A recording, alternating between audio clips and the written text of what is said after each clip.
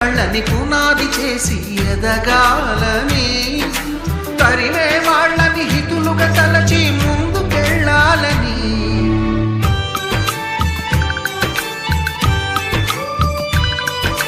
కన్నుల నీటిని కలల సాగుకై వాడుకోవాలని, కాచే నిప్పుని ప్రమిదగా మలచి కాంతి పంచాలని, గుండెతో ధైర్యం చెప్పెను, చూపుతో మార్గం చెప్పెను, అడుగుతో గమ్యం చెప్పెను, నేనున్నానని నీకేం కాదని, నిన్నటి రాతని మార్చేస్తానని.